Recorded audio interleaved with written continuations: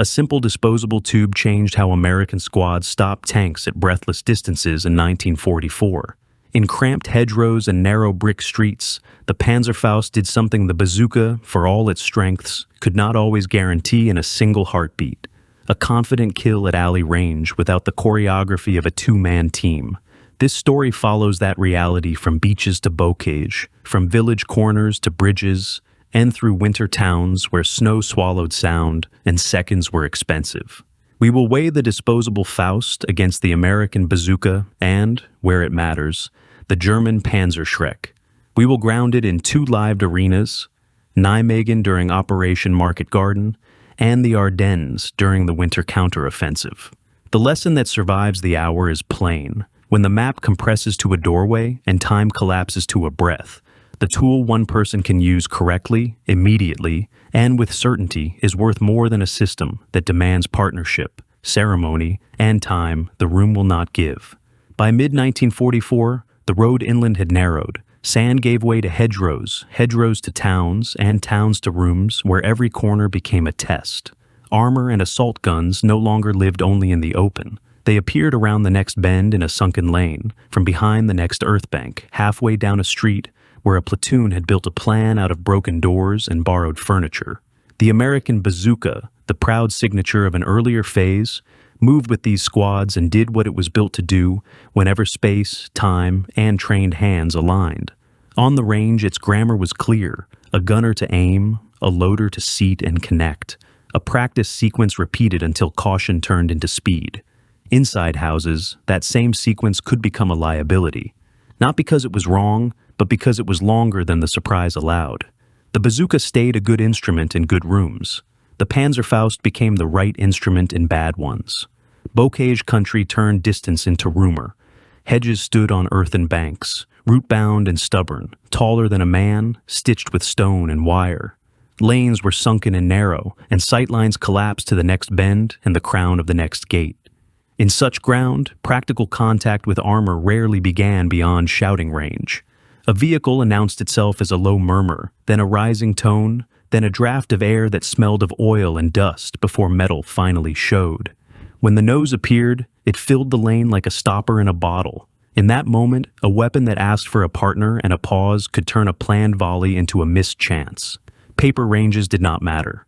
What mattered was certainty on the patch of ground you could touch with your boot.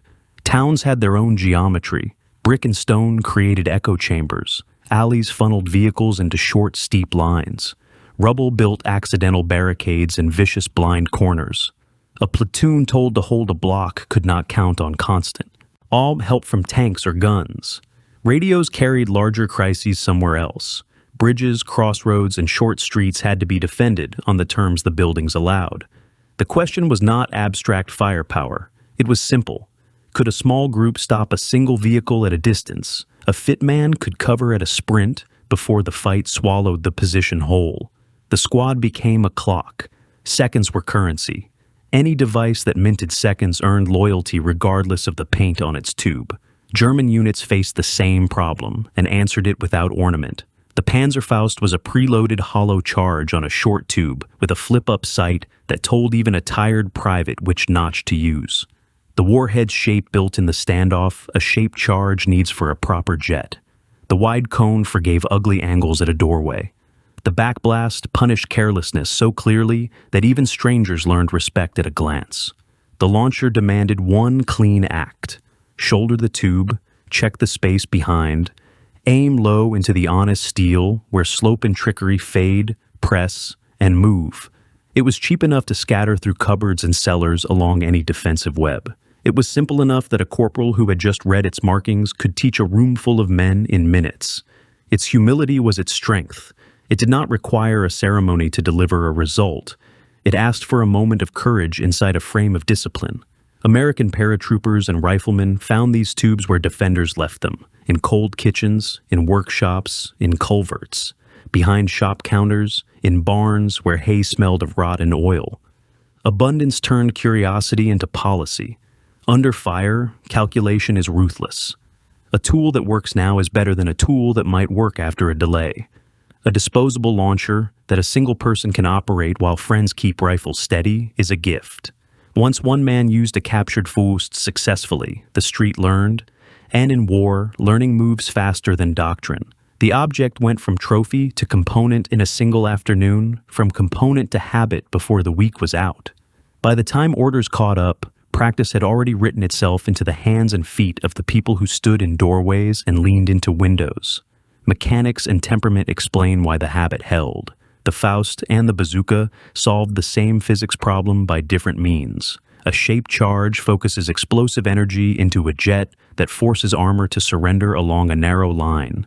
The jet wants a precise gap and an angle that does not waste itself on slope. The Panzerfaust built that gap into its nose and asked only that the shooter avoid the absurd. The Bazooka reached the same effect with a rocket and fuse that performed reliably in trained hands. Both could kill tanks. The difference lay in forgiveness when surprise compressed time to the width of a doorway and the human ear grew louder than thought. Forgiveness here is not softness. It is design that anticipates a shiver in the hand. And a breath held too long. The Bazooka remained a reusable instrument with a longer tube and a team rhythm. The loader seated the rocket, managed leads or connectors, depending on the model, and cleared. The gunner steadied the tube, read the sight, and fired.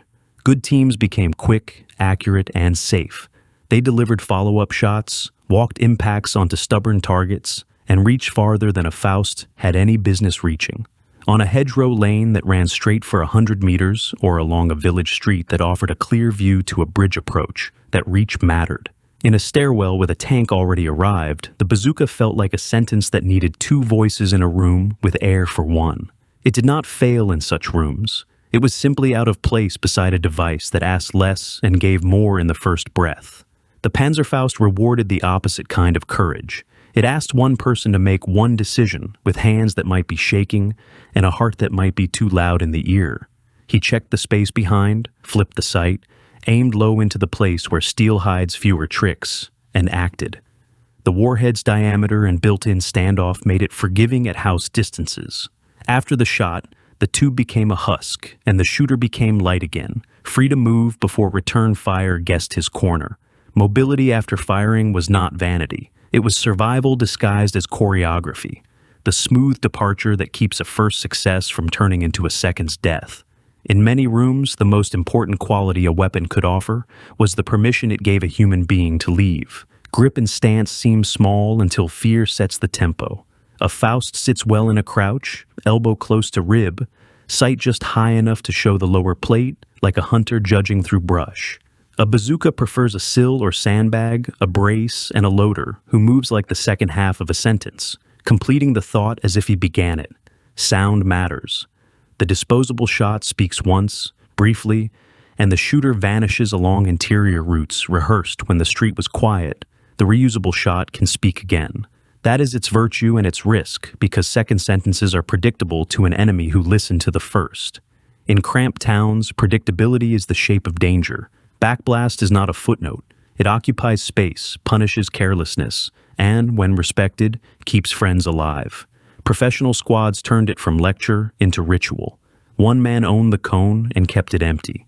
He was not a loader, he was the guardian of absence, the space that made the shot possible. In tight rooms, that guardianship mattered as much as marksmanship. Hands on shoulders replaced shouts. Shouts wandered into the next house. Doors were wedged so they would not slap and stun. Stairs were policed so a rushing friend did not blunder into hot wind.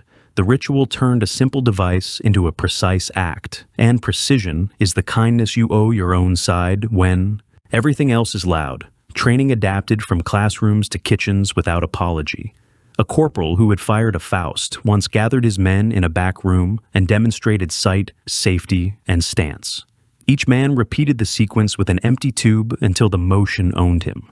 Corners and displacement routes were assigned with the care a carpenter gives braces in a frame. A short creed carried the act. Back clear, sight up, aim low, move. The Bazooka team had its own. Seat, connect, clear, call, fire, correct, relocate. Different words, same purpose. Habit had to survive the first shock of contact when language failed. In that first shock, men revert to the last thing they practiced. The Faust's practice was short and sharp. The Bazooka's was longer and thus more vulnerable to interruption. Night and fog tightened everything. In near darkness, range and arc were replaced by nearer and now. The Faust's workflow spoke in big gestures a cold hand could still complete. The bazooka asked for a smaller dance two minds had to perform without stepping on each other. When both were present, smart platoons placed them so the first word was singular and the second plural, the way a good sentence moves from subject to verb to clause. The threshold was the subject. The refusal was the verb. The rest of the street was the clause that followed under discipline. Arranged like this, a block began to defend itself. In truth, it was defended by people who matched tools to moments and refused to argue with success. Comparing the Panzerfaust to the bazooka is not a staged bout. It is a weighing of aptitudes inside a cramped envelope of time and space. At alley distance where a tank appears without warning and a man can count his heartbeats faster than his options, the Faust wins because it compresses preparation into one person's courage. It is lighter in the moment after firing, which may be the most dangerous moment of all. It forgives ugly angles because its cone is generous and its standoff is built in. It turns a shooter back into a runner at once, and at close quarters, survival often belongs to the one who moves first after the noise. The bazooka answers with steadiness when distance stretches even a little. A trained pair can hold a lane for an hour, ready to speak again and again. They adjust, choose angles, and keep a road honest. Their signature is louder and longer-lived than a Faust's single flash, but in a prepared position that price buys effects that persist. When a block must be held against more than a single probe, the bazooka's appetite for repeat work becomes a promise, a continuing refusal that discourages the next armored nose from even trying the corner. Units turn these virtues into a simple, teachable system. In hedgerows, the Faust nested in the gap, where a lane bent around a bank. A gunner waited with his shoulder inside a hole in brush, hearing the vehicle before he saw it. He let the nose appear, set the sight where experience taught him, and fired with the engine note filling the world. He did not linger. He slid out through a cut to the next fold, where another man held another tube. Above this exchange, a bazooka team watched the stretch of road that ran straight between hedges. If the first shot failed or a second vehicle pressed, the rocket climbed from a window with a steadier arc and turned pressure into pause. Towns used the same logic, but doors replaced hedges and stairwells replaced ditches. The Faust belonged at the threshold because thresholds are where vehicles first relax and accept the illusion of safety. The bazooka belonged where a street had enough length to make second and third rockets relevant. Leaders managed backblast with ritual. Doors behind shooters were closed and wedged. Stairwells were posted with men whose only job was to keep the cone clear. A hand on a shoulder replaced a shout that would wander into the next house. In these rituals, a disposable device did not excuse anyone from discipline. It rewarded it by offering fewer ways to fail. Night and fog tightened the screw further. In near darkness, the first good shot is not only precious, it is the only one likely to be taken with full knowledge. Range marks blur, but muscle memory remains. The Faust's broad gestures survive cold and shock. The bazooka's finer dance still works, but only if the pair has practiced until words are unnecessary. When both tools are present, a platoon makes them a sentence, a singular first word at the door, and a plural second word down the lane, followed by machine gun punctuation and rifle grammar. Arranged like this, a block becomes readable to its defenders and mysterious to its enemy. Market Garden set this grammar on a stage the whole war could see. In September 1944, the 82nd Airborne fought for bridges, and bridges pull every nearby street into their gravity. Nijmegen's blocks became channels of pressure, armor probed for seams. Infantry hunted stairwells and courtyards where defenders might be brittle. American paratroopers, used to working in small knots that lived on initiative for hours at a time, folded captured Panzerfausts into their habits with ease. They sought the exact doorway where a disposable shot would change the argument and put it there. They sought the long mouth of street where a bazooka could threaten repetition and put it there. Engineers, quiet and relentless, moved carts and beams and broken fences until angles favored certainty at the door and persistence at the window. Picture a mid-morning near the river. Light off the wall throws a pale shimmer against brick. A squad occupies two adjacent buildings that share a wall so old the mortar crumbles when touched. On the ground floor, the front room is bare, except for a table on its side and a chair with two good legs. A Panzerfaust rests in shadow between jam and wall, muzzle just past the frame, so the blast will not bite paint and throw splinters into the shooter's cheek. In the back hallway, a private stands sideways in the narrow, his job not to shoot, but to keep the backblast lane empty, a guardian of absence. Upstairs, the Bazooka team has chosen a window that looks into a straighter run toward the bridge approach. They have stacked 2 rockets within reach, not on the sill where a clumsy knee could knock them, but on a blanket on the floor where cloth kills sound. The loader's hand rests on the nearest round with the weight of a promise. Contact in such rooms is felt before it is seen. Floorboards transmit a tremor. A muffled clatter becomes an engine's throat. Shadows move on the opposing wall. The doorman breathes in and holds. The stair guard touches the shooter's shoulder once and removes his hand so the man can forget him. The Bazooka team upstairs goes still. A vehicle noses around a corner, caution warring with momentum, and the street forces the issue before the crew prefers. The disposable shot speaks. The room flinches and is still again. The shooter is already gone, following an interior route rehearsed when the morning was quiet. Upstairs, the rocket holds its breath, then speaks only if needed, and if it speaks, it does so from a slightly off angle chosen to make pursuit unwise. After noise fades, the work of seconds continues. Engineers step out for a counting walk, moving wreckage by inches to make the next approach worse than the last. A small mirror sits on a windowsill, angled not to spy, but to catch a reflection of metal, a heartbeat before the nose itself. A runner goes 2 doors down to warn a neighbor that the geometry has changed and that their door must be the first voice if the next push chooses a different street. This is not bureaucracy. It is survival expressed as courtesy. Medics read the same street differently. They prefer brevity and rhythm over spectacle. A Panzerfaust at a threshold shortens the conversation with steel and reduces bleeding minutes.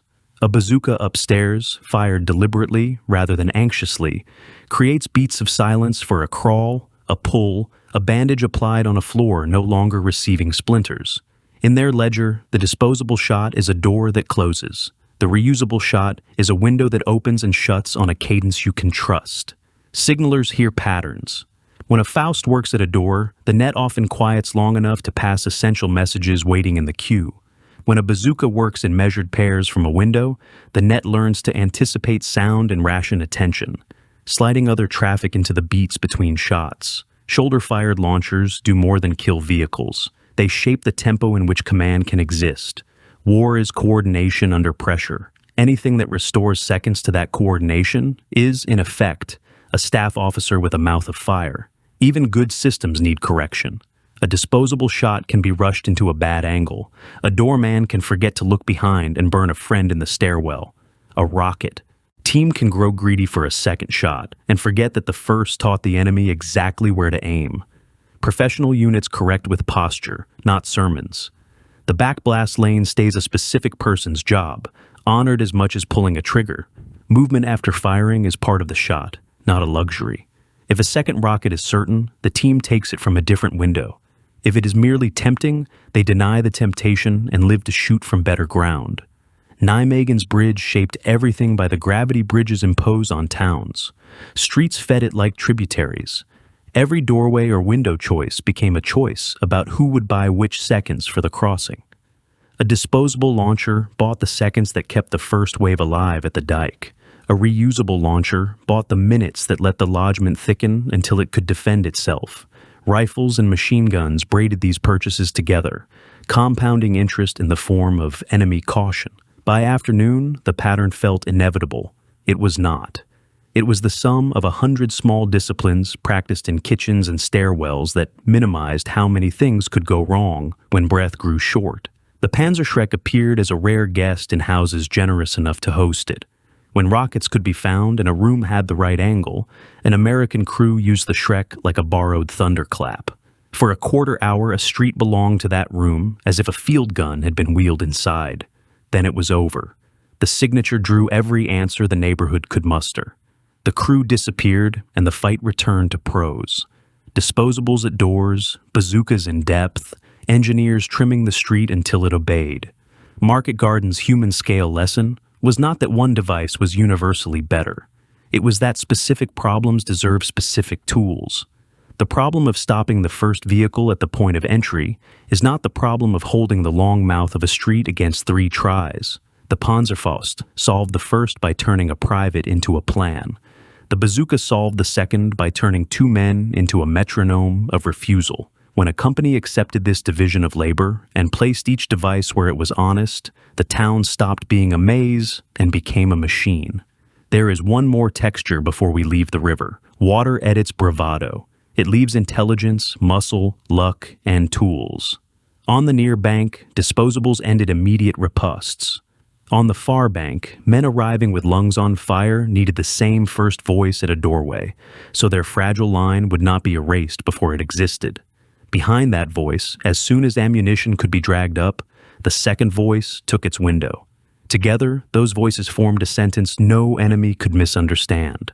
Try the corner once, but not twice. By the third day in Nijmegen, routines sounded like old songs. Men woke to cold rooms and moved as if the floorboards had requested it. A Panzerfaust at a door was no longer a stunt. It was as ordinary as a canteen on a chair. The Bazooka upstairs, its rockets hushed under a blanket, was as expected as the runner who knocked twice and entered without waiting. When a unit reaches this state, accidents still happen, but fewer happen twice. Streets feel held not only by force, but by the habit of doing small things right. Orders changed tone. Early instructions were blunt. Place a launcher here, watch that corner, be ready to displace. Later instructions were precise and quiet. Rest your elbow on the split in the sill, keep your cheek an inch off the cold brick, let the nose show, and only then lift the sight. To a stranger, such direction sounds fussy.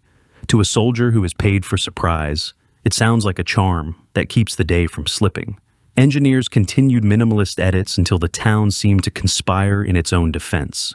A cart tipped a certain way, forced a vehicle to tap its brakes exactly where the door's voice was strongest. A plank over a shallow hole made a hollow knock under a track, a sound that warned a doorman who could not yet see the nose. A shutter pinned half open let a bazooka muzzle sit 1 inch farther forward, enough to keep the blast slap out of the room. None of this was showy. All of it bent seconds toward the defenders. Relief and handover began to mirror the grammar. A platoon coming off the line did not pass a stack of rules. It passed a room. In that room, the Faust's place at the door and the rocket's place upstairs were evident from scuffs on the floor and soot on the sill. The new men accepted the inheritance and added their small improvements. A brick eased half an inch. A mirror moved a finger's width. A wedge shaved to fit a stubborn door. The hour protected itself by making the right choices feel like furniture. When the Shrek appeared again in American hands, it entered these composed houses like brass in a string quartet. Its rocket and report had authority. For a brief span, the block rewrote itself around that room. Voices on the net tightened. Enemy patrols paused or surged, depending on whether they guessed the window. Then, as supply and prudence demanded, the Shrek faded. The room returned to business, disposables at doors, rockets at windows, and the stair guard quietly resumed the necessary task of keeping the cone empty.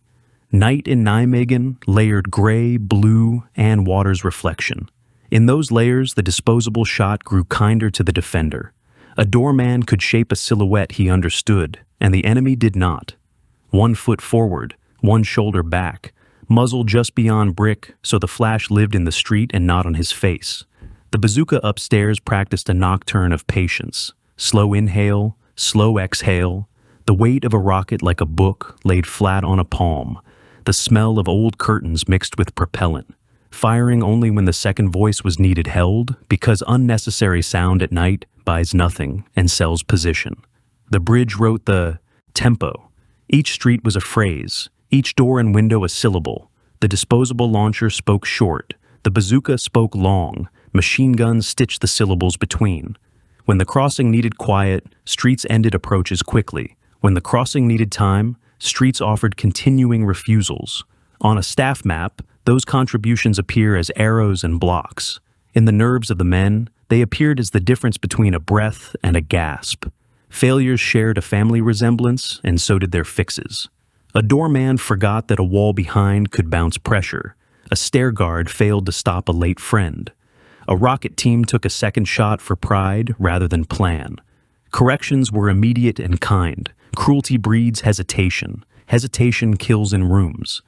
The fix for the first was a wedge and a palm test for rebound. For the second, a posted backblast sentinel whose purpose was stated in one line, "I am the space that keeps you alive."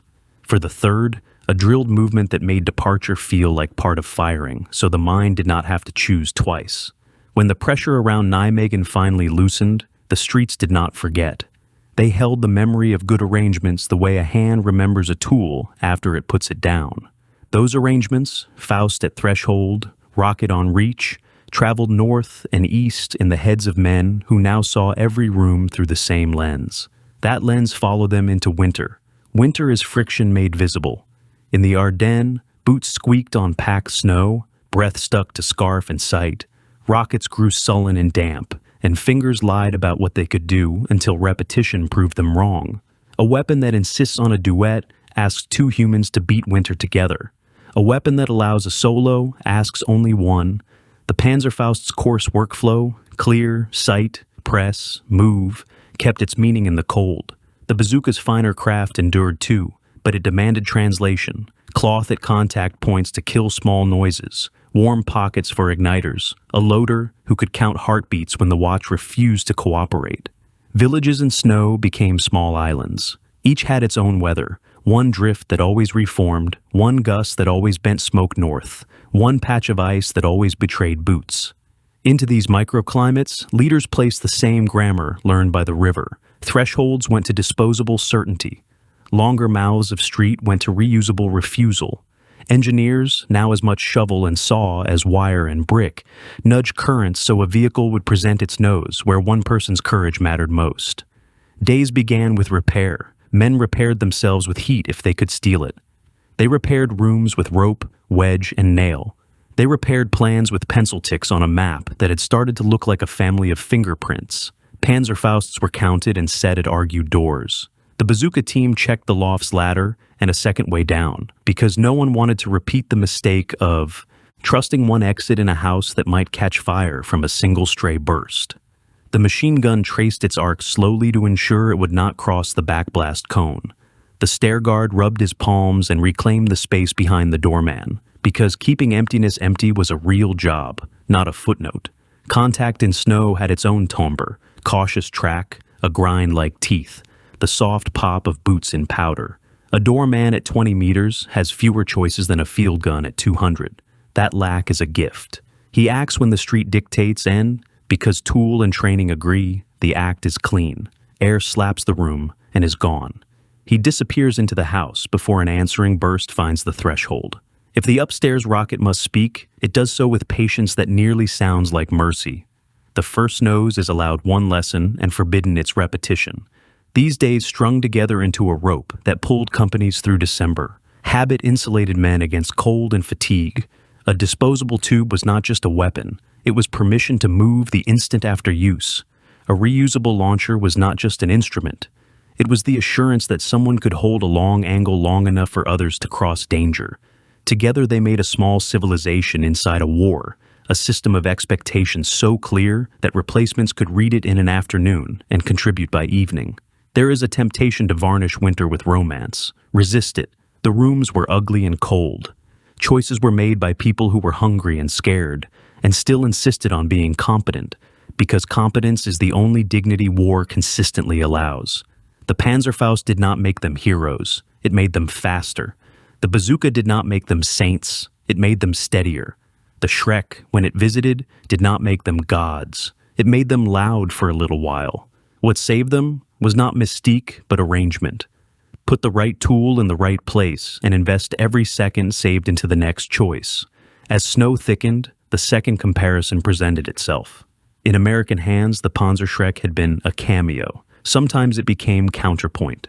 On paper, it outpunches the U.S. launcher. In alleys and interiors, extra punch required extra ceremony, a larger room, more staging, heavier rockets, and a willingness to manage a plume and a blast that drew every answer in earshot. Ceremony could be paid only where rooms were generous and plans could afford 2 breaths in a row. Where rooms were stingy and breaths were rationed, the bazooka's smaller appetite earned more opportunities to speak, and the disposable tube kept its crown at the door by asking least and answering first. Rooms decide quickly. A broad workshop with a wide door and swept floor can host the Shrek like a visiting soloist. The first note is glorious. The second draws attention. The third may never happen because the house becomes the center of every argument within 3 blocks. A cramped bedroom with a reluctant window will host the bazooka and forgive it for being less dramatic. It allows a measured shot and a clean vanish to a secondary place without leaning on heroics. The Shrek's strength is not wasted. It waits for a night when a room can repay its demands. The bazooka's strength is simpler. Almost any room can repay its smaller ones. Cold magnified appetite. Gloves turn nuance into rumor. Moisture questioned ignition. Breath fogged sightlines at the worst instant. Under that interrogation, the Shrek kept asking, "Will you build a theater for me when your hands already ache?" The bazooka asked, "Will you run a familiar ritual one more time?" Neither question is trivial. Both expose endurance. In a week of white days, ordinary becomes heroic. The tool that aligns with ordinary gains an advantage no table can show. The Shrek still had its nights. A school stair that opened onto a landing with a long, wind-scrubbed view down a straight street could serve as a gun pit, if the rockets existed to feed it. For a quarter hour, a law could be enforced that few vehicles wished to test. The point is not to deny the law. It is to admit the scarcity of courts big enough to hold it. The bazooka sits in more courts. The Panzerfaust sits at more doors. Between them, order is kept in different registers, and the town learns to behave. Winter villages taught a quieter lesson. The noise budget. Every device spends noise. Disposables spend a single coin and leave. Bazookas pay in smaller coins over time, letting a team time payments to the music of the street. Shreks spend loudly and immediately, buying an effect that must be redeemed before the enemy can convert sound into a map. Leaders think like careful bankers. A disposable at dusk ends a probe. One bazooka note at full dark reminds a far corner that the watch is kept. No Shrek tonight because wind carries too well, and snow holds echoes like a drum. Tomorrow may be different. Discipline with noise keeps a village from becoming a bell the enemy rings. Men who lived in these rooms read their weapons with their bodies.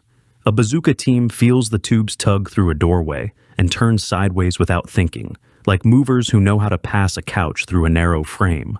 A Shrek crew learns that 2 steps more than seem safe are in fact safe, because they move the blast far enough forward to make the house survivable for everyone else. A doorman with a Faust does not square his shoulders. He shows an edge, having learned that a corner is a friend if you are small to it. These are not stylistic choices. They are the grammar of surviving the next minute. Engineers continued to compose in inches. Wire turned into shovel work. Planks became sleds. Street edits became snow edits. The eye missed but tracks felt. A shallow cut in a drift that convinces a driver to nudge left. A crust broken on a side path that tells a rocket team where dismounts will funnel. Nothing dramatic. Everything. Decisive. Winter writes its script in small letters. Within companies, culture hardened into kindness. Kindness is not softness. It is correction without poison. A loader who fumbled a connector was given a breath, and the next round by the same hand that took the first. Shame is a tax the village cannot afford. A doorman who waited too long was reminded that the cost of perfection is death, and that good enough done quickly is the discipline that saves friends. A Shrek crew that grew hungry for applause carried stretchers for a day, not as punishment, but as recalibration. Know the price of your noise by touching its bill. The enemy learned too. German crews probed with half-tracks, sent infantry to listen, threw smoke when they could, used darkness when they could not, and practiced patience when neither was on offer. American rooms conceded that the first script would not survive the second act. Flexibility found a location. If a Faust's doorway collapsed under rubble, the doorway moved. If a bazooka's window had been red, the team went 2 rooms back and shot down an interior corridor through a gap cut in plaster. House fighting is carpentry with consequences. You cut new openings where a wall will bear it, and you brace with furniture where sag insists. Weapons are tools in that carpentry, not icons. Ethics had a place even here. Civilians who stayed were not obstacles. They were the reason to tame the street. The disposable shot was chosen partly because it shortened fights that might otherwise spray fragments through kitchens that still smelled of bread. The bazooka's measured cadence was chosen partly because it created pockets of quiet for moving a family into a cellar without crossing a backblast lane. The Shrek's thunder was permitted only when the room could take it without turning a home into a kiln. None of this made war gentle. It made it less careless, and less carelessness is often the best mercy a frontline house will ever know. By the last week of December, habits had teeth. A platoon that could name the church bell by note needed 20 minutes to rebuild its grammar from scratch. Disposable at the west-facing door by the bend, bazooka in the loft that looks south down the longer lane, Shrek only if the school landing still offered space, and rockets could be spared without starving tomorrow. Stair guards posted themselves by reflex. Engineers marked their edits with a single brick turned sideways. Medics checked floorboards with open palms to feel vibrations through wood when wind confused ears. Signalers rehearsed a net discipline that kept one clear lane for the cry that mattered. The result was not invulnerability. It was resilience. Accidents still came. The line did not break. It bent, shed shock, and returned to shape because the shape had never been fragile. The comparison closes itself in winter light. The Shrek is power that must be curated. The bazooka is discipline that can be maintained. The Faust is certainty that can be delegated to any steady pair of hands. Put this into a single rule fit for a sleeve. Give the first moment to the device one person can use alone. Give the next minutes to the device two people can keep true. And reserve the loud hammer for the rare room and the rare hour that can pay its cost. Night arrived early and brought the rituals that look like tidying and are actually strategy. A chair moved 2 inches so a heel would not catch. A curtain pinned so it would not drift into a rocket's path. A scarf wrapped around a latch so a latecomer would not click. A Faust leaned at an angle that makes stumbling over it impossible in the dark.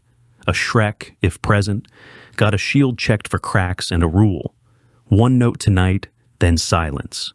The bazooka pair chose a word for not yet and a word for now, and promised not to invent a third under stress. There is always a moment before midnight when everything is arranged and nothing has yet demanded blood. In that moment, the hour's lessons feel like furniture. The door will speak once, the window will speak again. A landing might speak loudly or not at all. A man runs his palm along the tube he will use and hears a distant track complain. He goes to his mark without theater. He knows why he is the first word. He knows who will be the second. He does not invite the loud guest because tonight the house is small. The village draws breath. It is about to be measured in seconds. Those seconds will favor the rooms that kept their tools honest. Market Garden put the doctrine under bright light. In September 1944, the 82nd Airborne fought for bridges that pulled pressure into every connected street. Nijmegen's blocks became channels. Armor probed for seams. Infantry hunted stairwells and courtyards. American paratroopers were used to small knots acting on initiative for hours at a time. Captured Panzerfausts fit that habit immediately. The right doorway turned one private into a plan. The right window turned 2 men with a bazooka into a metronome. Engineers moved carts, beams, and scrap until angles favored certainty at the door and persistence at the window. Picture a mid-morning street near the wall. Brick shines faintly from river light. A squad occupies 2 adjacent houses that share a tired party wall. The ground floor is stripped, 1 table on its side, 1 chair with 2 honest legs. A Panzerfaust rests in the shadow of the jam, muzzle just past the frame, so blast exits to the street. In the rear hall, a private stands sideways. He is the backblast guard, owner of the empty cone. Upstairs, the bazooka team chooses a window on a straight approach to the bridge road. 2 rockets sit on a blanket on the floor, not on the sill. The loader's hand rests on the nearest round. It is a promise, not a fidget. Contact arrives as vibration before sight. Floorboards tremble. A muffled clatter sharpens into engine throat. Shadows crawl across the opposite wall. The doorman breathes in and holds. The stair guard touches a shoulder once and steps back. Upstairs, the rocket team goes still. The nose appears at the corner, cautious, then forced forward by geometry. The disposable shot speaks. Air slaps the paint, and the room goes quiet again. The shooter is already into the interior route, rehearsed at dawn. The bazooka remains silent by choice. If it must speak, it will speak from a slightly offset angle chosen to make pursuit unwise. After noise comes the second job, buying the next minute. Engineers walk and count. They move the wreck by inches to worsen the next approach. A small mirror is angled to a slice of water that throws a telltale glint a heartbeat before metal arrives. A runner crosses two doors to warn a neighbor that geometry has changed and their doorway is now first voice.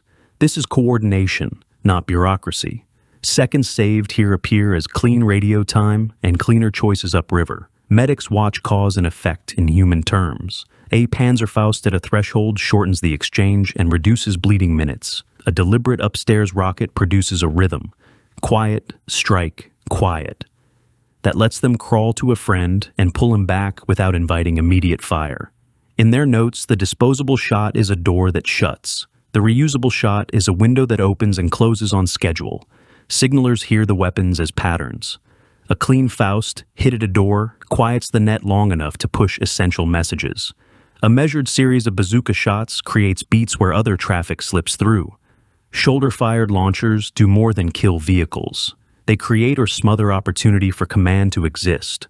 War is coordination under pressure. Anything that returns seconds to coordination acts like a staff officer with a mouth of fire. Bad moments reinforce discipline. A Faust can be rushed into a bad angle. A doorman can forget to check behind and burn a friend in the stair. A rocket team can grow greedy for a second shot and invite instant correction from across the street. Professional units fix posture, not just mistakes. The back blast lane is a real job with a real owner. Movement after firing is part of the shot. If a second rocket is certain, take it from a different window. If it is merely tempting, deny it. Live to shoot from better ground. The bridge is gravity. Every doorway and window is also a vote on who buys which seconds for the crossing. Disposables buy the first seconds at the dike, silencing the nearest threat fast. Reusables buy the minutes that allow a lodgment to thicken and defend itself. Rifles and machine guns stitch those purchases together. By afternoon, the pattern can feel inevitable. It is not. It is 100 small disciplines performed in kitchens and halls to reduce the number of things that can go wrong when breath is short. The Panzerschreck appears rarely and with ceremony. When a room with space and the right angle exists, and when rockets can be spared, the Schreck is used like thunder on loan. For a short time, a street belongs to that room. Then the signature draws every answer the neighborhood can assemble. The crew is gone before the echo finishes. The house returns to business. Disposables at doors, bazookas in depth, engineers trimming the geometry until it behaves. Market Garden's human scale lesson is simple. There is no universal winner. There are specific problems and correct tools. Stop the first vehicle at the point of entry is one problem. Hold the long mouth of a street against 3 tries is a different problem. The Faust solves the first by turning one person into a plan. The bazooka solves the second by turning 2 people into a rhythm. When a company accepts this division and places each device at its strength, the town stops being a maze and becomes a machine. Before we leave the river, add one more texture. Water at its bravado. It leaves intelligence, muscle, luck, and tools. On the near bank, disposables shut the door on counterblows. On the far bank, men arriving with lungs on fire need the same first voice waiting at a doorway to keep a fragile line from vanishing. Behind that voice, as soon as ammunition can be dragged up, the second voice takes the window. Together, they deliver a sentence that no enemy misreads. Try the corner once if you must. Do not expect to try it twice. By the third day in Nijmegen, routines feel like old songs. A Faust at a door is ordinary. A bazooka upstairs with rockets muffled in cloth is expected.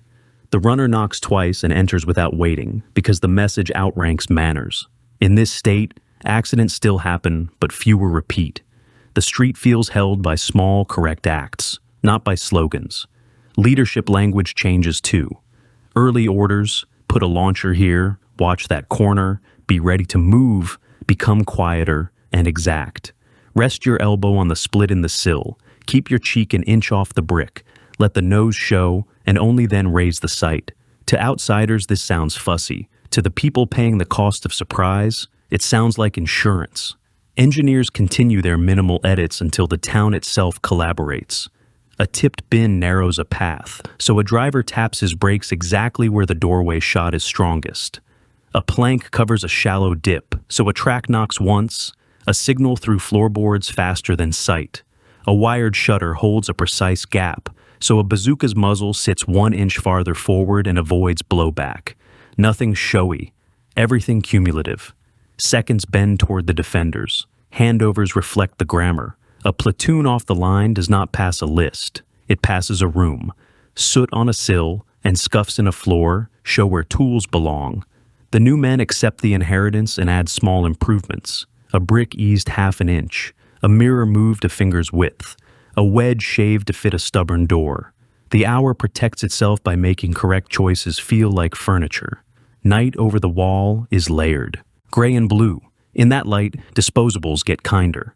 A doorman shapes his silhouette. 1 foot forward, 1 shoulder back.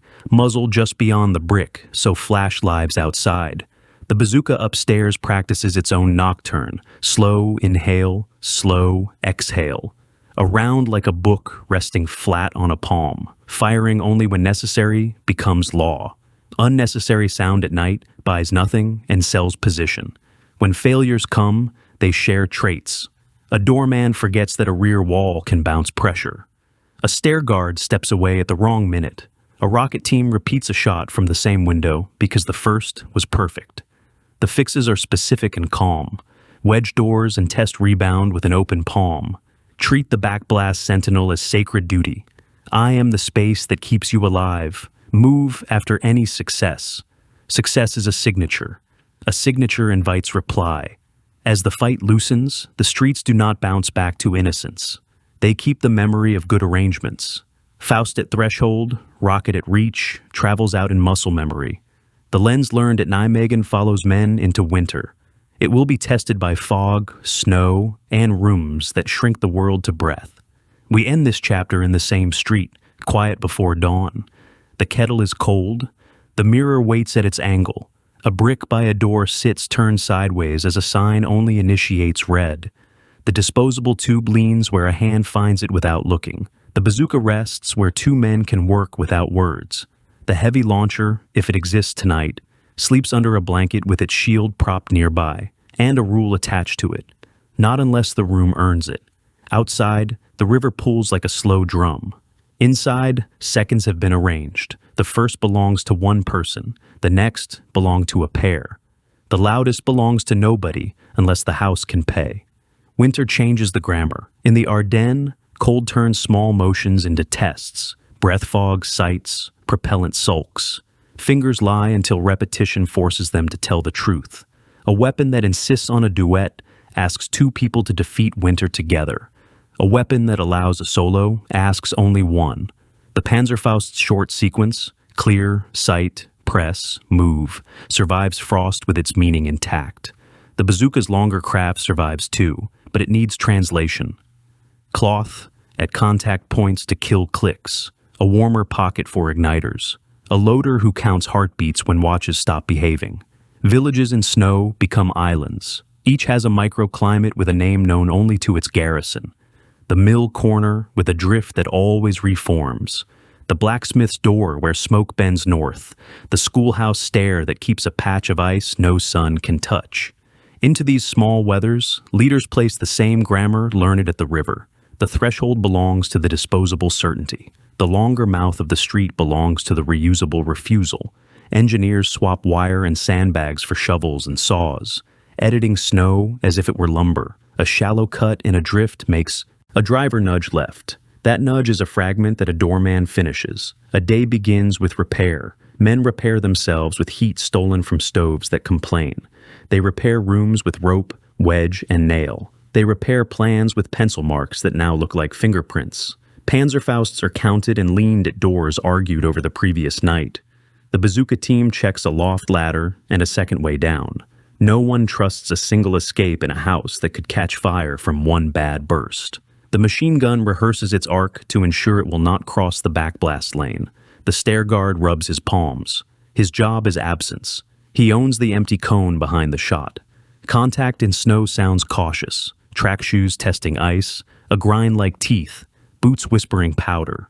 At 20 meters, a doorman has fewer choices than a field gun at 200. The lack is a gift. He acts at the moment the lane chooses for him. Air slaps his ears and is gone. By the time an answering burst reaches the threshold, the shooter is deep inside the house, lighter by one tube and one fear. If the upstairs rocket must speak, it does so once, measured, and then vanishes from that window. The enemy is allowed to learn once. He is forbidden to repeat. Days like this string together into something strong enough to pull companies through December.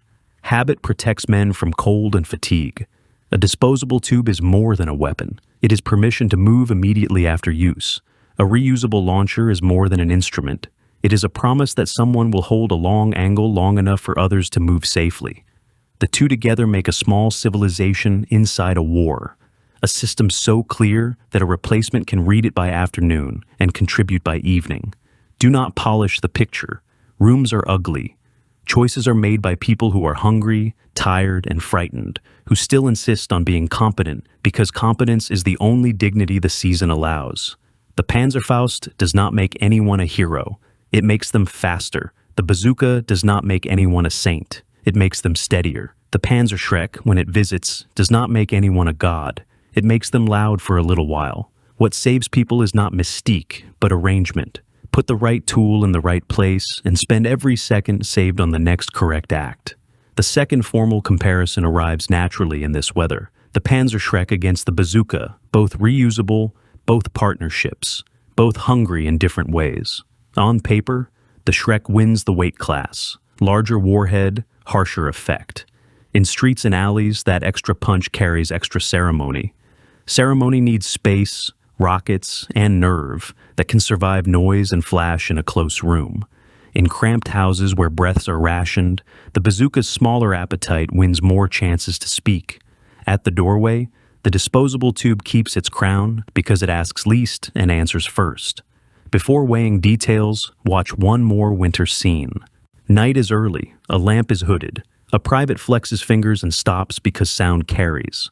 The doorman's tube rests where it rested yesterday, at the same angle in the same crack of plaster. The rocket team has already changed windows, not because the last one failed, but because success is a signature, and signatures invite revenge. The stair guard smiles without noticing. It is not joy. It is recognition. Everything is where it should be. The house knows its lines. The street will test them. The outcome will be written in seconds they already bought. On paper again, Schreck versus Bazooka. The Schreck asks for space to stage its voice. Heavier rockets, a shield or indifference to backwash that ages a face before its time. The Bazooka asks less in every category except repetition. It will speak more often, from more rooms on more days, because its appetite can be fed by the supply line that already supports the squad. The difference is not romance. It is the math of how often a team can set up, fire, live, and be ready again before the town redraws the diagram.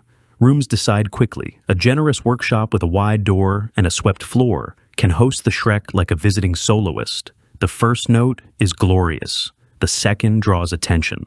The third may never be taken. The house becomes the center of every argument within 3 blocks. A cramped bedroom with a stubborn window and a pinch landing hosts the Bazooka and forgives it for being less dramatic. The team takes a single measured shot and disappears to a secondary room without leaning on heroics for permission. The Schreck's power is not wasted. It waits for a night when a room can repay its demands. The Bazooka's strength is that most rooms can repay its smaller ones. Cold magnifies appetite. Gloves turn nuance into rumor. Moisture interrogates ignition. Breath fogs the sightline at the worst instant. Under this questioning, the Schreck keeps asking, "Will you build a theater for me when your hands already ache?" The Bazooka asks, "Will you perform a familiar ritual one more time?" Neither question is easy. Endurance answers them. In a week of white days, ordinary work is heroic. Any tool aligned with ordinary work has an advantage charts do not show. There are times when the Schreck is the right answer. A schoolhouse landing with a straight, wind-scrubbed view becomes a gun pit if rockets exist to feed it. For a quarter hour, a team enforces a law few vehicles dare test. The point is not to deny the law. It is to admit how few courtrooms can hold it. The Bazooka fits more courtrooms. The Panzerfaust fits more doors. Between them, the law is enforced in different registers, and the town learns to behave. Winter teaches another quiet lesson: noise budgets. Every device spends sound. Disposables spend a single coin and leave. Bazookas spend in smaller coins over time. Payments time to the street's rhythm. Shreks spend loudly and immediately, buying an effect that must be cached. In Before the Enemy turns the echo into a map, leaders learn to lend noise like cautious bankers. One disposable at dusk to end a probe. One rocket note at full dark to remind a far corner the watch is kept. No Shrek tonight, because wind carries too well, and snow holds echoes like a drum. Tomorrow may change the terms. Discipline with noise keeps a village from becoming a bell the enemy rings. Men read their weapons in their bodies. A bazooka team feels the tube's tug at a threshold and turns sideways automatically, moving like people who have learned how to pass a couch through a tight door. A Shrek crew learns to take 2 more steps than seems safe to move the blast far enough forward to keep the house survivable. A doorman with a Faust does not square his shoulders to the lane. He shows only an edge. He has learned a corner is a friend if you stay small to it. These are not stylistic choices. They are survival grammar. Engineers change instruments. Wire becomes shovel work. Planks become sleds. Street edits become snow edits. The eye can miss, but a track cannot. A thin crust broken on a side path tells a rocket team dismounts will choose it.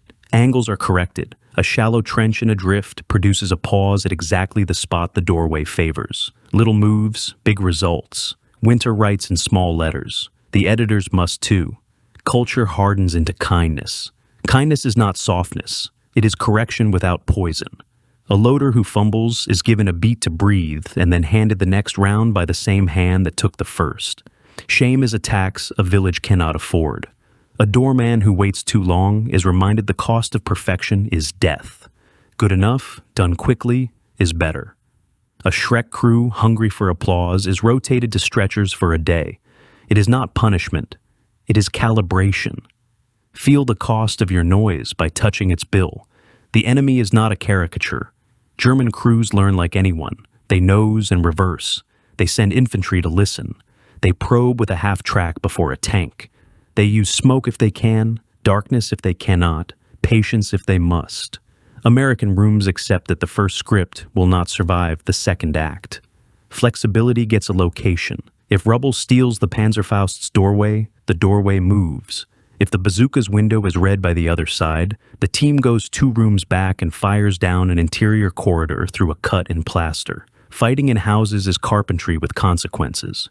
You cut a new opening where the wall will allow it, and you brace sag with furniture. The weapons are tools in that carpentry, not icons. There is an ethical line, and good units see it even when snow and dark try to erase it. Civilians who remain are not obstacles. They are the reason to tame the street.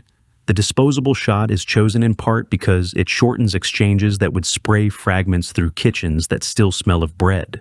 The measured rocket cadence is chosen in part because it offers moments of silence to move a family into a cellar without crossing a blast lane. The Shrek's thunder is chosen only when a room can hold it without turning a home into a kiln.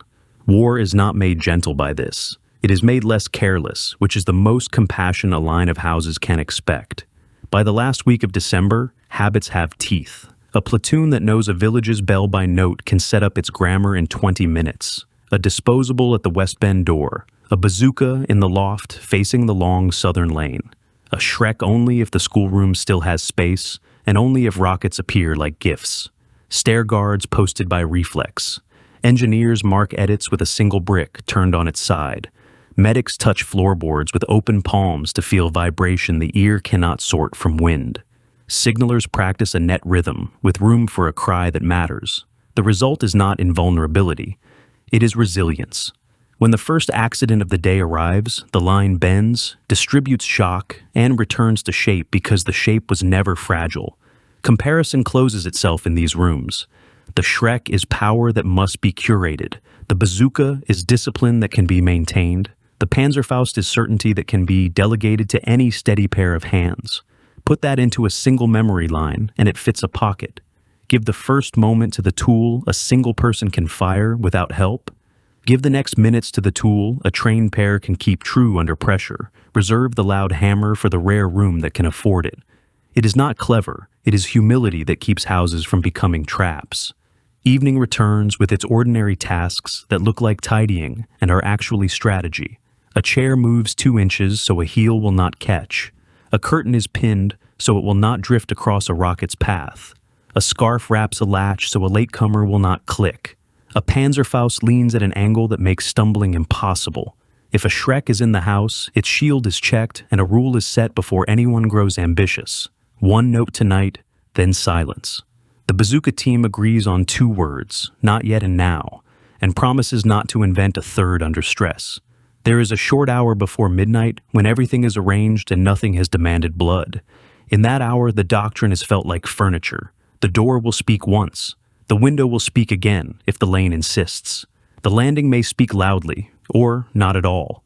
A man runs a palm along the tube he will use and hears a distant track complain. He moves to his place without theater. He knows he is the first word. He knows who will be the second. He does not think about the loud guest because the house is small and the guest is better invited elsewhere. The village will be measured in seconds. Those seconds will favor the side that kept its tools honest. At first light, the right choice will already be in place. That is the quiet victory of winter. The Panzerfaust keeps the doorway. The Bazooka keeps the lane. The Shrek keeps the rare room. The wider war will insist on its schedule, but the village keeps a different calendar, one written on corners and stairs and windows. The men who keep that calendar are exhausted and competent. Competence is the only romantic element we allow, because it is the only one that saves anyone. Design and doctrine meet in these places. One object forgives haste. One rewards repetition. One exalts power only when a room can bear it. Doctrine does not force the tools to pretend otherwise. It places them where their truths are useful. That is the discipline that survives when snow melts and maps open. It does not belong to one season. It belongs to every room that asks a human to act before he can finish a thought. Dawn in the Ardennes thins the dark rather than brightens it. Engines far off sound like a memory of thunder. In this light, the Nijmegen grammar wears a winter accent. The disposable tube owns the threshold because certainty is cheap only there. The bazooka owns the longer mouth because patience becomes a weapon when the air bites. Between them, rifles and machine guns stitch the day into lengths people can live through. If a Shrek finds rockets in a room, it writes one hard sentence and leaves the page. A company that holds the same village for a week grows habits that look like luck to newcomers. There is no luck. People learn which alley gathers wind, which trapdoor sticks, which hinge squeals unless a thumb presses the tongue. They learn exactly where to lean a Panzerfaust, so a hand can find it in the dark without looking. They learn to lay a rocket on a folded coat, so the coat absorbs the clack the street would otherwise hear. They learn where a bored runner might stand and move him, because boredom dies loudly when surprised. The day's first contact often comes sideways. A half-track noses in where a tank should be. It is there to hear a room react. The correct reaction is not to spend everything on a probe. The door speaks only if the nose crosses the frame every squad carries in its head. The upstairs team waits to see whether the probe becomes a statement. Too soon, and the village loses its voice for an hour. Too late, and the village loses a wall. The art lies in the seconds between. We can live one morning inside one ordinary house. The ground floor is a shop room, with a back hall no wider than a man's shoulders and a stair that turns sharply. The doorman's corner is a promise and a trap. The stair guard stands on the balls of his feet, a posture that says, forward, not back. Upstairs, the bazooka looks west toward a tiny square where a bakery sign still swings. The loader wears thin gloves for speed and will pay later with split knuckles. 1 second saved is worth the bandage. Engines are heard, then muted, then heard again. The village breathes with them. The doorman does not lean. He keeps the muzzle at the brick plane. A muzzle too far forward becomes an invitation. The nose presents, itself with caution, then with pressure, then with a mistake. The shot is taken between those states. The room goes quiet. The shooter slides into the back hall as if he had always intended it. The stair guard closes the space like a door being shut.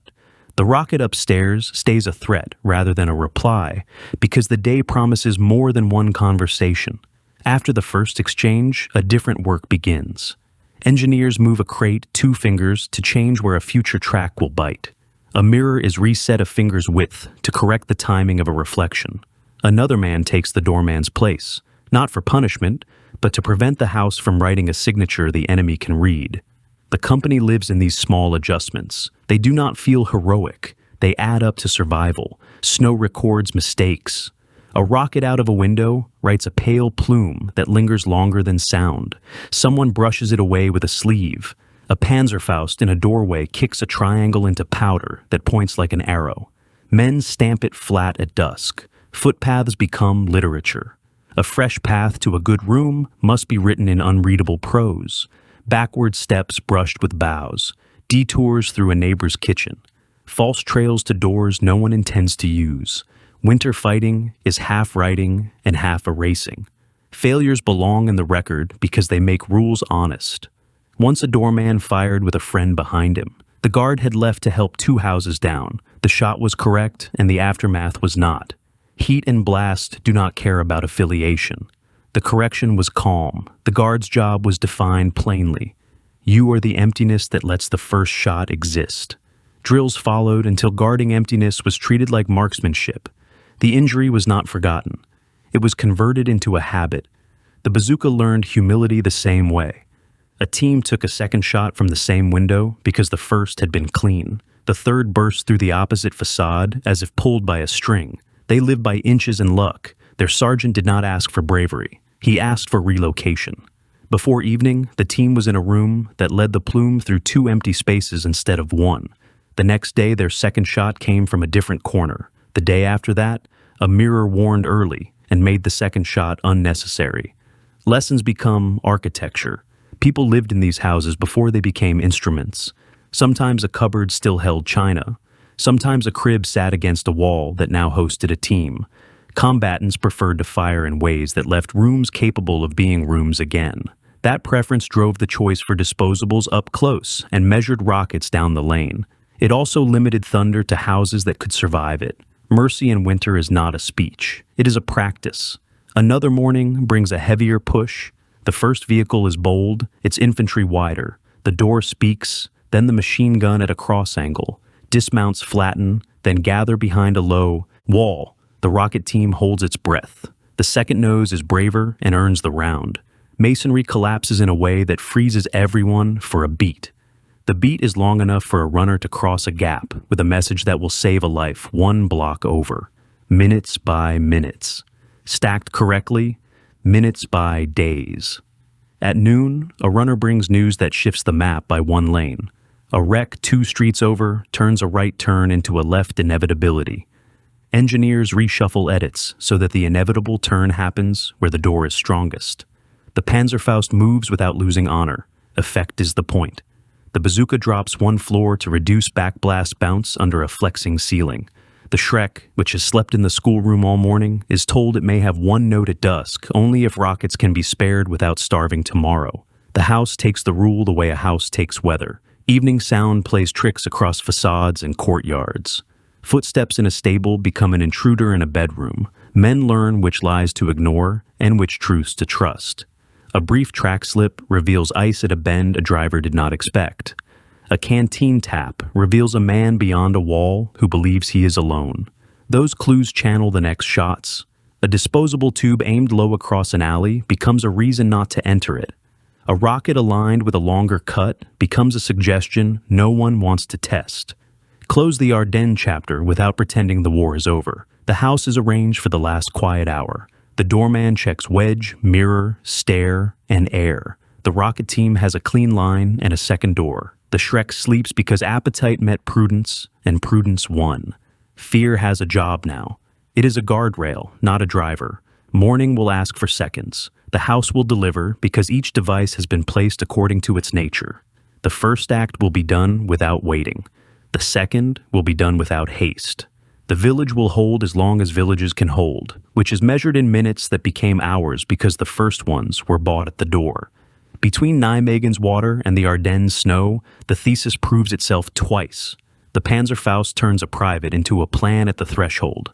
The bazooka turns a pair into a promise down the lane. The Panzerschreck, when room and rockets agree, turns a house into a shout for a little while. Everything else is placement and discipline.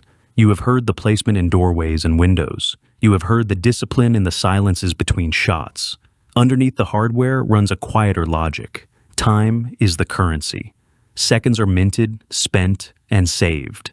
The disposable tube mints seconds by cutting the ceremony between seeing and doing. The bazooka saves seconds by letting a trained pair turn one good moment into several. The Shrek borrows seconds at high interest and pays them back with a shock the block cannot ignore. Leaders who understand this budget move men and tools like grocers move perishables, first to where they will be used, then out of the way so the next item can reach the counter. Supply officers think in the same plain terms. They cannot order captured tubes by catalog, but they can teach units how to find them without starving the flow of their own rockets. House-clearing teams set any Panzerfausts aside at ground level only, never upstairs where backblast would punish a mistake.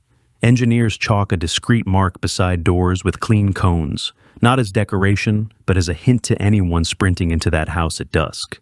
Ammunition for bazookas moves by hand, by bicycle, by sled when wheels fail.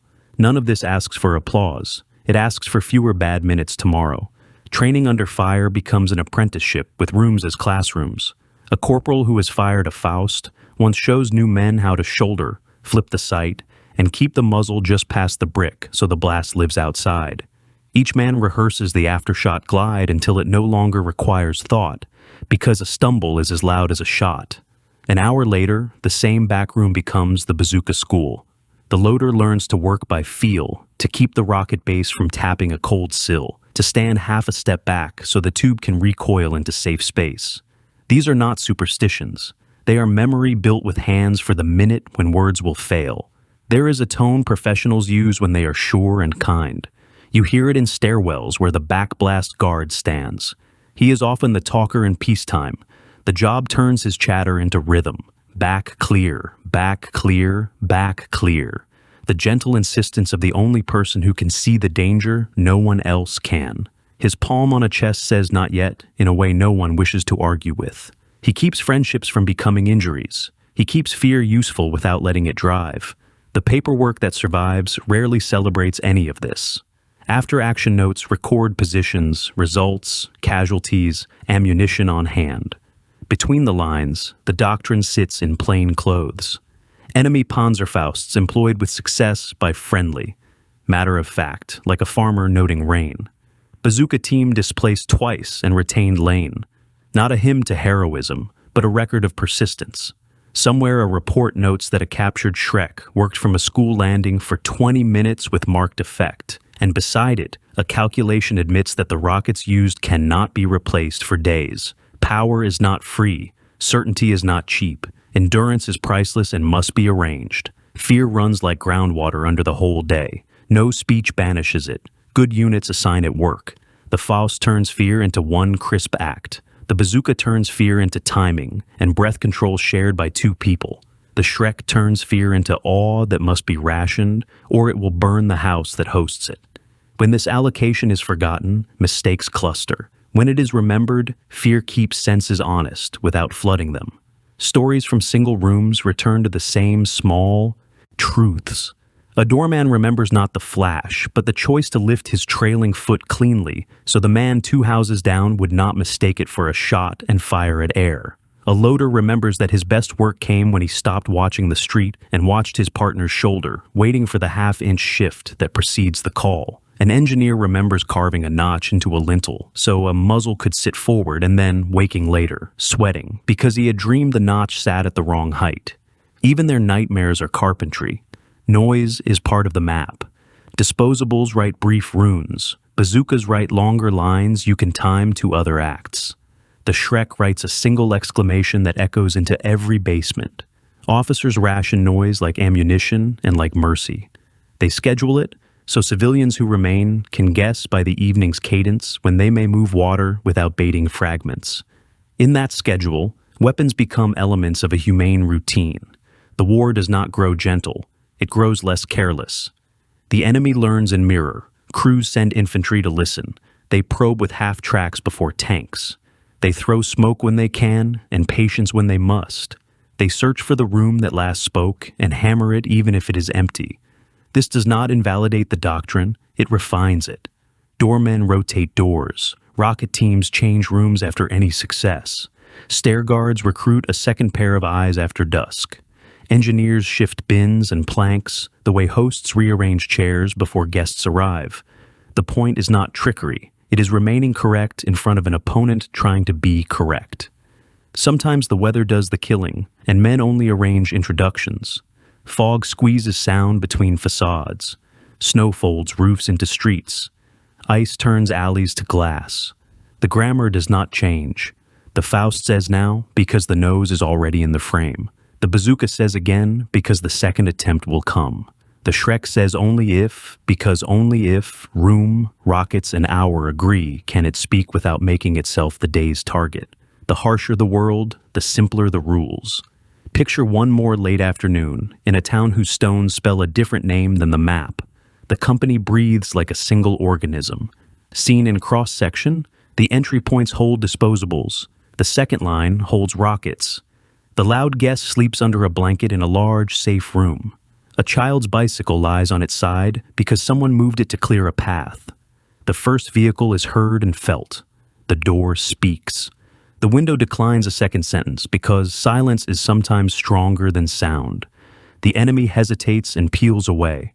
A runner whispers to the next block that the geometry just changed and the second voice should move one room forward. In an hour, darkness will make everyone honest again. In 2 hours, a kettle will boil for hands that cannot stop shaking. In 3 hours, a replacement will learn by touch what dawn expects. Plans live in bodies as much as in maps. From these repetitions, the design lesson sets like concrete. The Panzerfaust is not a miracle. It is a correct answer to a very specific question. Who can stop the first vehicle at the door alone? The Bazooka is not a crutch. It is a persistent voice that keeps the first answer standing when the second and third tests arrive. The Panzerschreck is not a fetish. It is conditional power that must be matched to rooms that can pay the price. A doctrine that respects those truths asks less than a tired person can give in his worst minute and just enough that a team will still be a team at midnight. Case material tightens the point. The River City showed how disposables buy the first breath and reusables buy the next few minutes so boats and bridges can matter. The Hill Village showed how disposables tame the doorway in weather that steals fine motion, while reusables discipline longer lanes even when wood complains and breath bites. In both places, the Shrek is conditional and expensive, a rare choice executed precisely. Human factors, guards who own empty space, engineers who edit inches, loaders who read shoulders, carry as much weight as anything printed in a manual, say it in one pocket line before we turn toward the close. Faust buys seconds, Bazooka buys minutes, Shrek buys one exclamation. Spend each at the door, along the lane, or in the rare room that can survive the echo. Then count your change in lives and hours gained. When two places so unlike each other reach the same verdict, we can speak plainly. The Panzerfaust is the right answer to the doorway problem because it compresses thinking into one correct gesture a single person can perform under shock. The Bazooka is the right answer to the lane problem because it lets two people turn one good moment into several. The Panzerschreck is the right answer to the rare, generous room that can host thunder without burning for it afterward.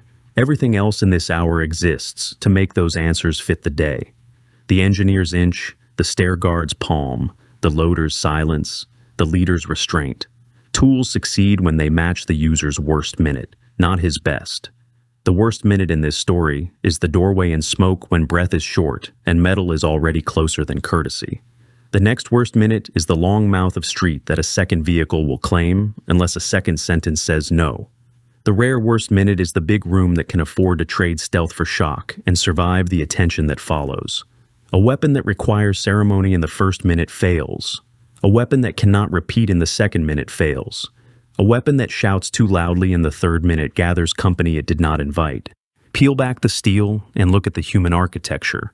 A private at a door is not a specialist. He is a citizen asked to do one hard thing in one breath. He succeeds because the device tolerates a clumsy inhalation and forgives a rough. Sight picture at 10 meters. Clear the back. Sight up.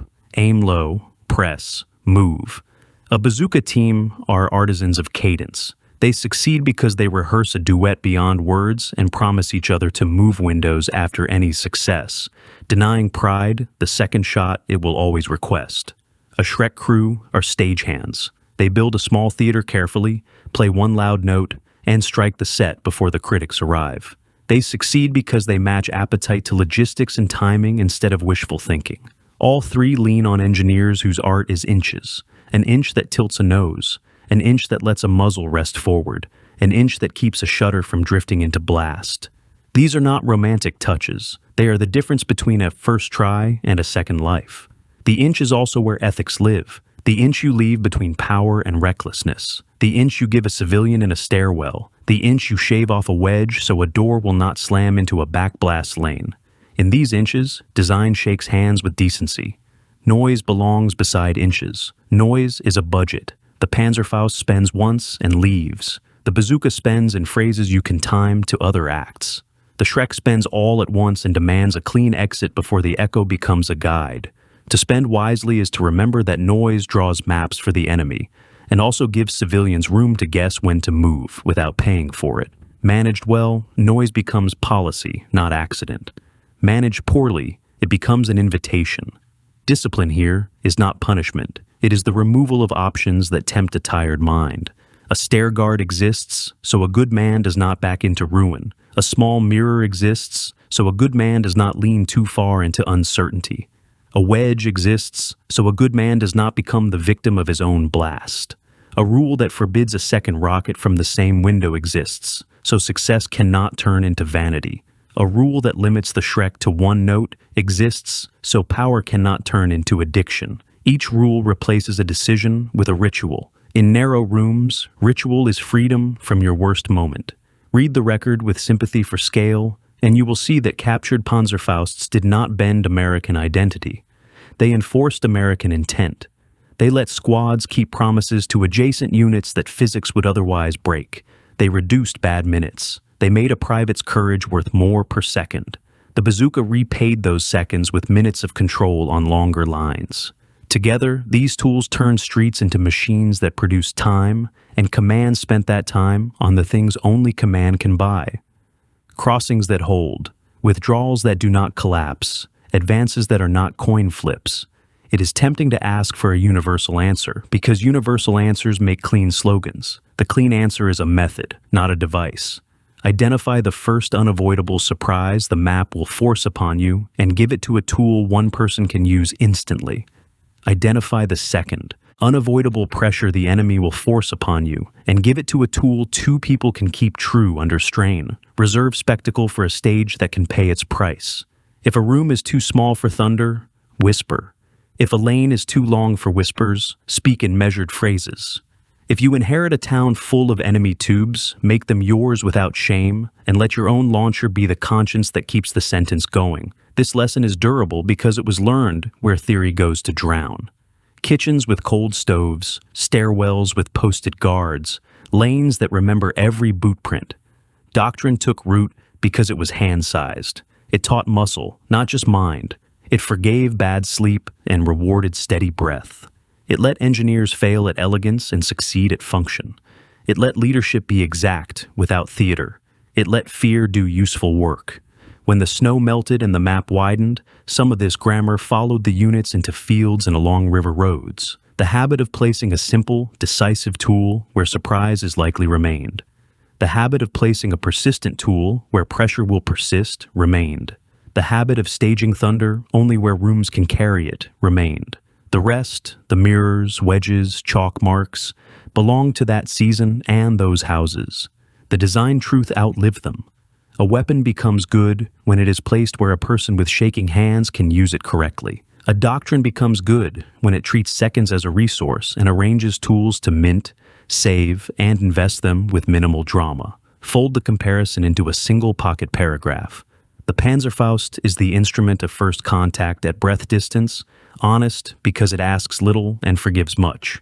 The Bazooka is the instrument of sustained contact at street distance, honest because it needs partnership, and repays it with repetition. The Panzerschreck is the instrument of punctuation in the rare room that can host it without regret, honest because it admits its appetite, A company that knows these instruments by their true names will not misuse them and will not be surprised by their limits.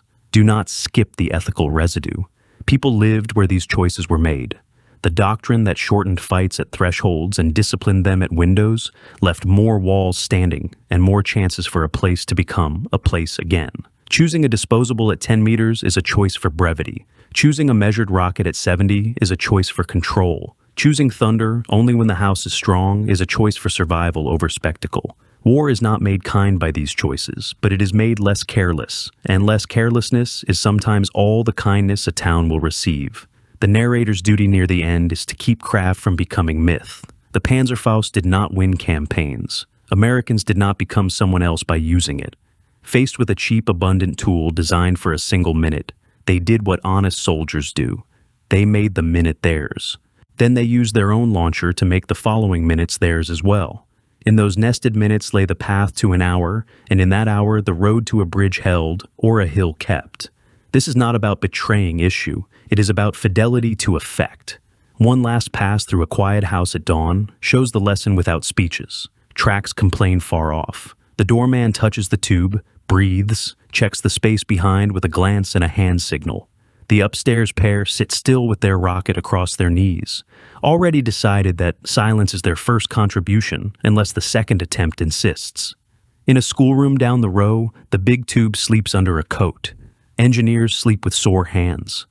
A stair guard rubs his palms and owns the empty lane behind the shooter. The house is arranged to turn seconds into minutes, and minutes into hours without asking for heroics.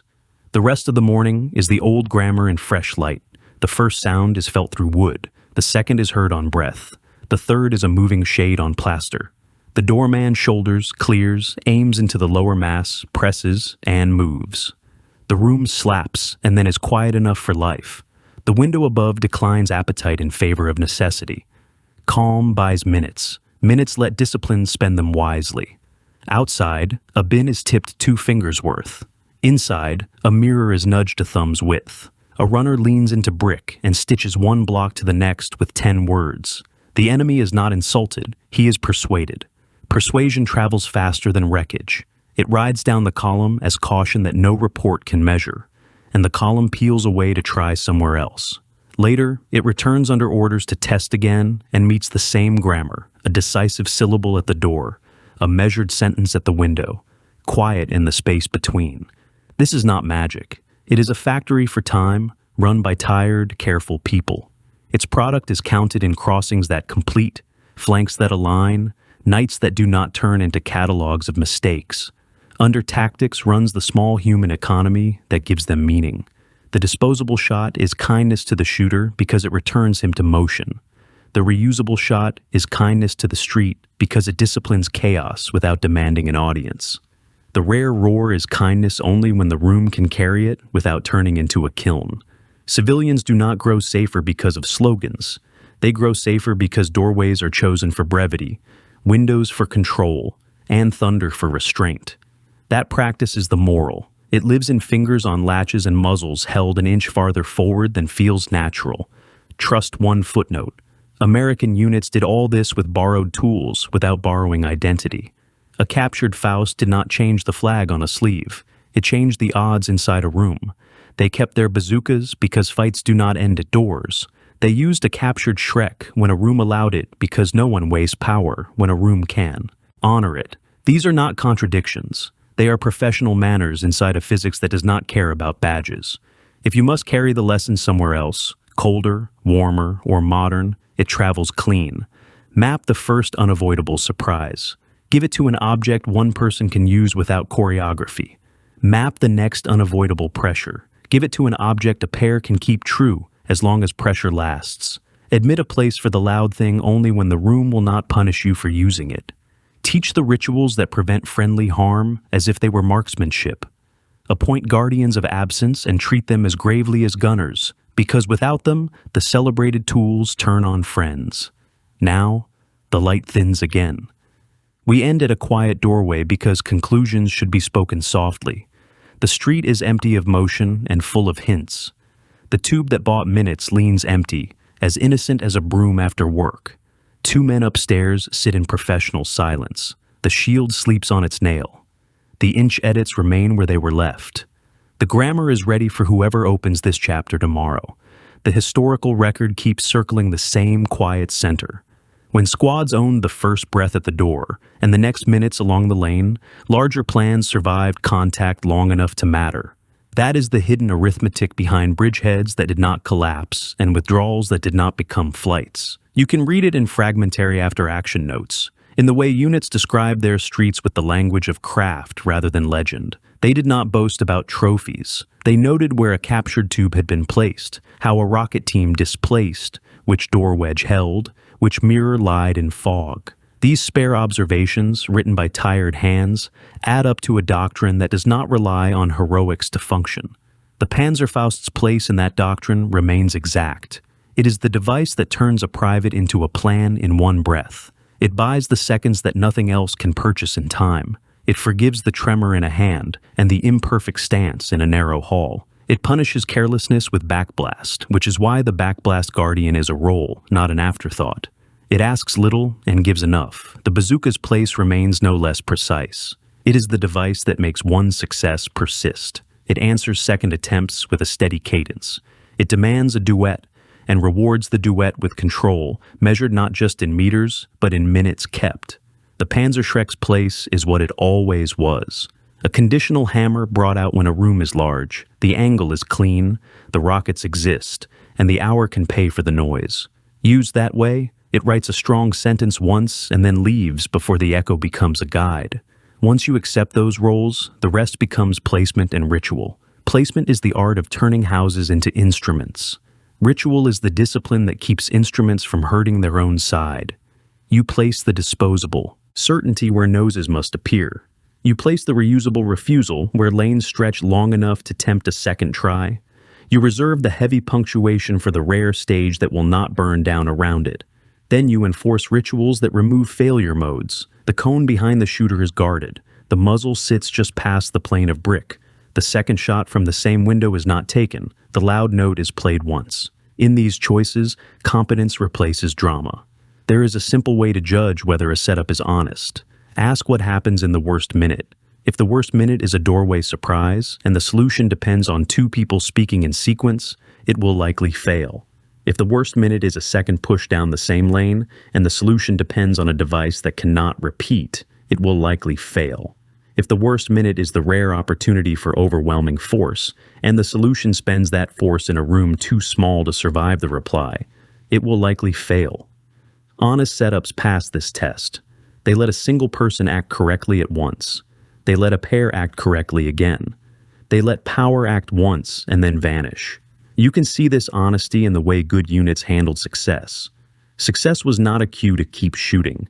It was a cue to move. The doorman left the threshold the instant his shot was gone, because his job had turned into being somewhere else. The bazooka team that had just scored did not admire the plume. They stepped to the next window they had chosen in advance. The Shrek crew that had thundered once emptied their stage and let the house become modest again. Success that stays put becomes a target. Success that moves becomes a pattern the enemy cannot pin down. The same honesty governed failure. Failure was treated as information, not shame. A bad angle learned the hard way became a new line on the captain's pencil map. A mirror that lied in smoke was moved. A door wedge that slipped was shaved thinner. A loader who fumbled learned to watch a partner's shoulder instead of the street. The correction was immediate and kind. Cruelty wastes time, and time was the one currency everyone was trying to mint.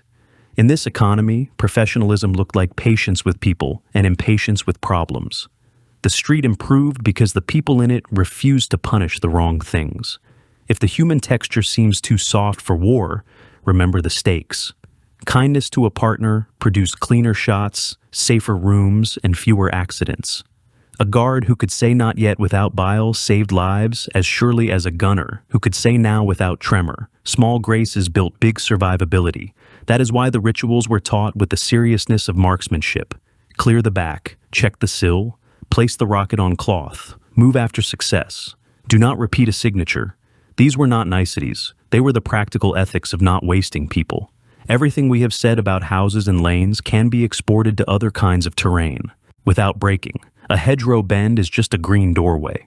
A village lane is just a long mouth of street in another register. A rail cutting, a farm track between stone walls, a culvert mouth on a dike, all present the same questions in different dialects. Who owns the first breath? Who owns the next few minutes? Who, if fortune is generous and logistics kind, can speak once with thunder and then disappear? The answers remain the same because they are built around human limits instead of hardware fantasies. Even logistics speaks this language. Ammunition that arrives late ruins cadence. Ammunition that arrives quietly preserves surprise. Captured tubes that are staged at ground level, where cones can be kept honest, become assets. Captured tubes stacked upstairs become accidents waiting for heat and space to teach physics the wrong way. A small sled that can move rockets when wheels cannot is a better investment than a loud promise of resupply that never weaves through alleys. A chalk mark by a jam is worth a paragraph in an order because a sprinting private can read it without stopping. The quiet economy of inches and seconds beats the noisy economy of slogans every time. If you are still tempted by an argument of prestige, our device versus theirs, the streets refuse to host it. The Panzerfaust, the Bazooka, the Panzerschreck were not in rivalry when used well. They were in arrangement. The Faust bought the one thing that could not be borrowed, the first sure second. The Bazooka bought the thing that could be extended, minutes of control. The Schreck bought a rare moment of shock that had to be banked before it went bad. That is not a tournament. That is a division of labor. Professionals respect divisions of labor because they turn strain into reliability. Consider also the ethics of borrowing. Captured tools carry a stigma in tidy stories that wish symbols to remain pure. The line companies that survived inside brick and snow did not have time for tidy stories. They were judged by whether they kept promises to units on their flanks and to civilians in their cellars.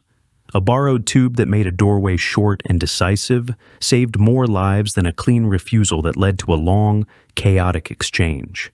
A borrowed heavy launcher used once in the right room could prevent 3 ugly minutes elsewhere. Identity is not brittle when the stakes are seconds. It becomes a lens through which to choose means that honor ends. Leadership, at its best in this setting, sounded like brevity. Move that bin a hand's width. Wedge this door. Wrap that sill. 1 note only from the landing, then go. Do not take the second shot from here. The most persuasive leaders kept instructions grounded in surfaces and distances, not in slogans. Their authority lived in the way rooms behaved after they spoke. A room that stayed survivable proved a point louder than any volume on a radio. Men will endure a great deal for a leader whose edits turn into minutes instead of mistakes. The civilians who lingered inside these fights remained more than background. They were the measure of whether methods tamed streets or simply scarred them. A doorway shot that ended a probe quickly meant fewer fragments in kitchens. A measured upstairs cadence meant predictable lulls that let families move to cellars. A heavy note kept rare meant fewer houses opened like stoves.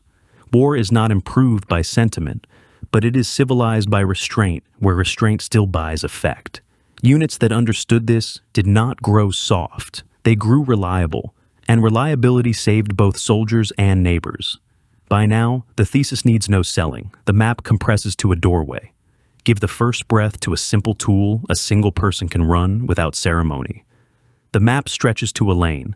Give the next minutes to a patient tool a pair can cycle under pressure. The room grows large and the angle clean.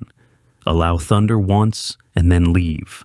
Everything else, mirrors and wedges, cloth on sills, backblast guardians, sleds and chalk marks, exists to make those simple sentences true on the worst day and truer on the day after that.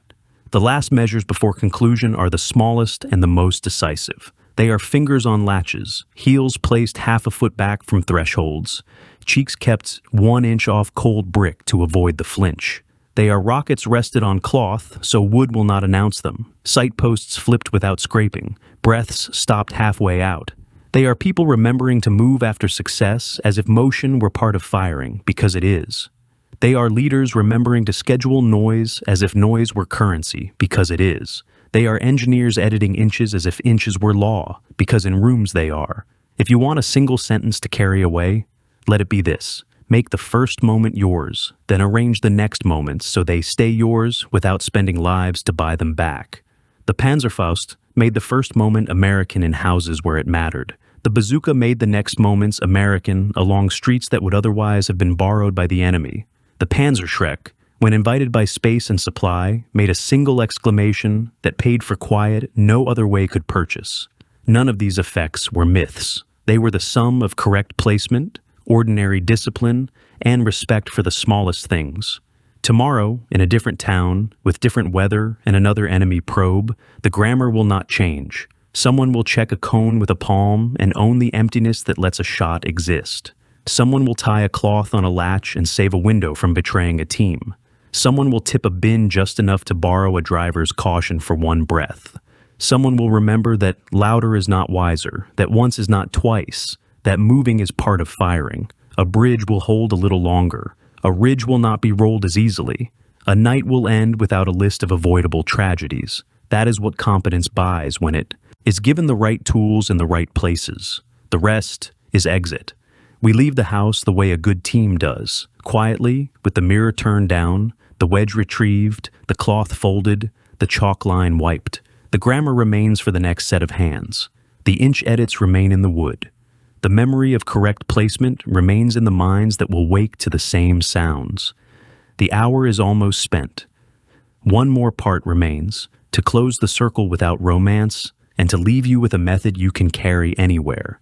The conclusion lives in one small room and one clear choice. A single soldier at a door hears the track before he sees the metal. He shoulders a simple tube that forgives haste and demands only that the space behind him stay empty. He aims low, presses, and moves. That is the first breath, fast, decisive, owned by one person. A pair upstairs guard the longer lane. They wait through silence and through doubt. When the second push comes, they speak once, then relocate before applause turns to return fire. That is the next few minutes, patient, repeatable, owned by two people who trust each other. Somewhere else, in a rare room, with space and angle enough, a heavier launcher waits for a single word and a single note. It speaks once, then vanishes. That is the exception. Curated power that pays for quiet instead of inviting revenge. Everything you have heard serves that sequence. The Panzerfaust is the doorway tool. One breath, one act, certainty at the range where surprise is born. The bazooka is the lane tool, minutes held together by cadence, discipline, and the craft of a duet.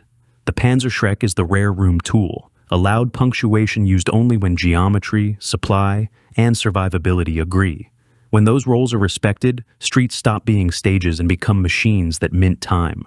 Leaders spend that time on crossings, lodgements, withdrawals that do not collapse, and advances that do not overreach. The method is simple enough to memorize and tough enough to survive contact. Give the first moment to the person who can act alone with a device that forgives nerves. Give the next moments to a pair who can sustain control without breaking rhythm. Reserve thunder for the few places that can carry it. Guard the cone behind the shooter. Place muzzles just past the brick. Rest rockets on cloth. Move after success as if movement were the last step of firing. Do not take the second shot from the same window. Do not spend noise you cannot afford. Edit inches until inches favor you. These are not flourishes. They are the plain habits that keep people alive. The case studies did not add drama. They removed doubt. In Nijmegen, the first breath at the door made space for a crossing. The measured minutes upstairs kept that space open. In the Ardennes, disposables tamed thresholds in cold that punished fine motion, while bazookas disciplined long lanes through fog and frost. Where rooms were generous and rockets existed, the Shrek wrote one hard, a sentence, and then left, before the echo could draw a map for the enemy. Across both places, engineers turned carts, wedges, shutters, and mirrors into a quiet language of advantage. Medics counted on brevity at the door and cadence at the window. Signalers found room for orders between measured notes. Stair guards protected the absence that allowed a shot to exist. None of this was glamorous. All of it was decisive. Ethics were not a separate chapter. They were built into the workflow. A short fight at a threshold spared kitchens and stairwells. A disciplined cadence spared houses from becoming furnaces. A single thunderclap, used rarely and correctly, spared entire blocks from prolonged chaos.